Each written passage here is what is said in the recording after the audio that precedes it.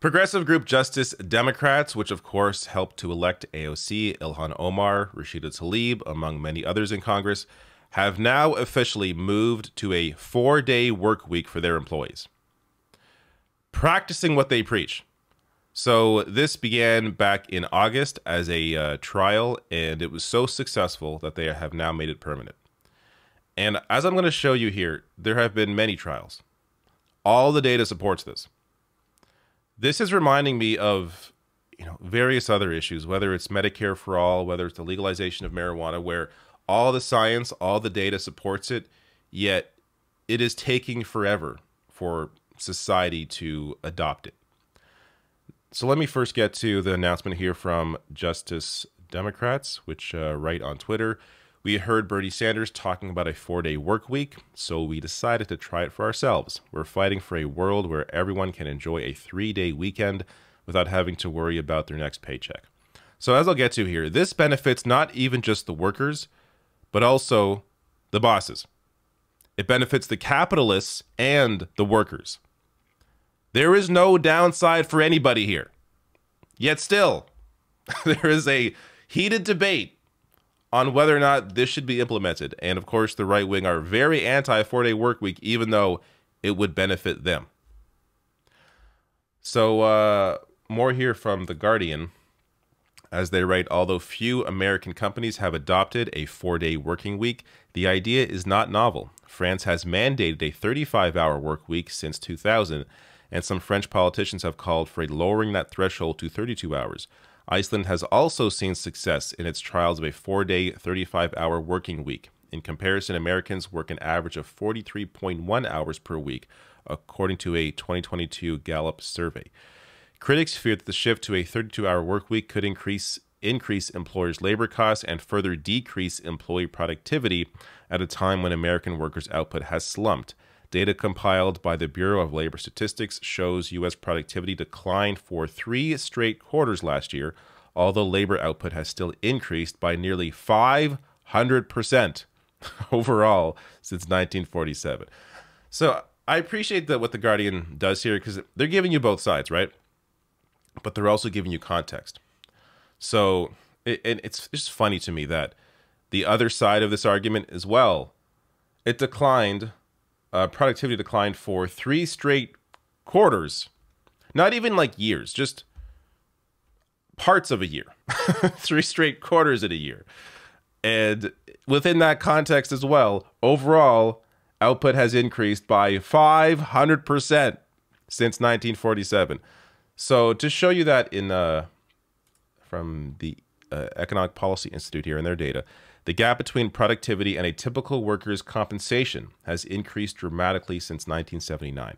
So you can see how productivity here continues to increase at a steady pace, while wages stagnate around 1980. And I mean, this shows you that Americans could use a giant dip in productivity and still not match where wages currently are. So the idea that it slumped a little bit for 3 quarters, I mean, it probably wouldn't even be noticeable on this graph. But again, this goes to, as I'll get to, this is still, a 4-day work week still benefits employers as well. So this from The Guardian again, quote, "I'm highly productive during my work hours, and honestly, I procrastinate less," said Becca Rast, a managing director at Justice Democrats. "It allows me to have a tighter, more focused work schedule, which I really thrive under." Trial studies of companies with 32-hour working weeks have shown similar results. One pilot program launched in the UK last year found that employees who worked fewer hours per week reported higher levels of job satisfaction, while 23 participating companies witnessed an average revenue increase. Yes, a revenue increase of 1.4%.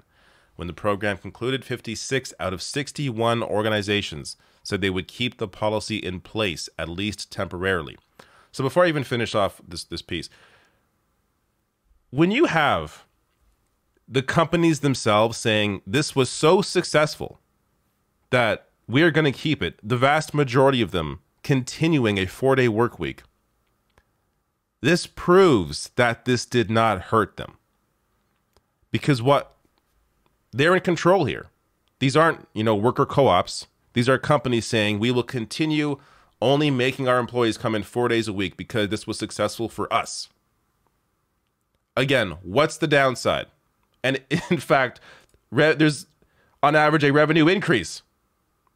So there's either, no difference at all, which seems to be the case in the plurality of cases.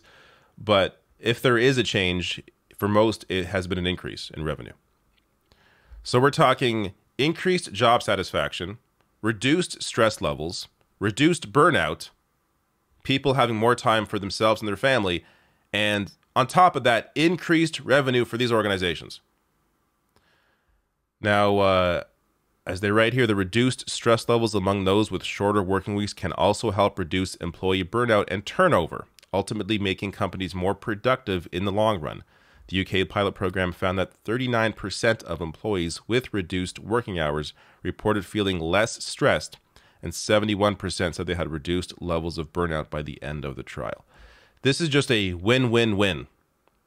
There is no downside to this at all. Again, it's reminding me of many issues where all the science, all the data supports it, and it benefits everyone, and still, it takes a long time for society to adjust. Now, from the Bernie Sanders piece here, quote, "It's time to reduce the work week to 32 hours with no loss in pay," Sanders wrote in a Guardian op-ed earlier this month. "It's time to reduce the stress level in our country and allow Americans to enjoy a better quality of life. It's time to make sure that working people benefit from rapidly increasing technology, not just large corporations that are already doing phenomenally well." So there is this idea, at the start of the tech boom, that all of this technology would benefit workers because it would take the stress off the workers. They wouldn't have to work as many hours, and they would hopefully still make the same amount of money. Of course, that didn't happen. I mean, they still made the same amount of money, as in their wages didn't increase, but their productivity increased. They had to work longer hours. So this is a way to offset what has happened, or at least help offset a little bit what has happened over the last 30 years with the massive gap between productivity and wages. Now, as was referenced earlier, Iceland also did a pilot program. This was over 4 years, and it was an overwhelming success. And as I referenced earlier as well, the UK did it, showing it improves health, finances, and relationships. It simply makes you happy. And a chart here from the UK data shows that how smooth the transition was and how happy these companies were. So in terms of how smooth the transition was to a 4-day work week, the vast majority say either smooth or extremely smooth. How did it affect business productivity? The majority say it was either neutral or improved productivity. And how likely is that you will implement the 4-day work week? 86%. Again, these are companies being surveyed, not the workers. The companies were happy with the results. There is no downside for anybody here. Just do it. This really should be a policy, though it would have to be done in a way where, there's a rollout. You can't just, flip a switch and make everyone on one day all of a sudden work 4 days. There has to be a planning stage to do something like that. But whether it's through policy, whether it's through these companies themselves deciding to do what is right and what's going to also benefit them, this is something that every single company should look at.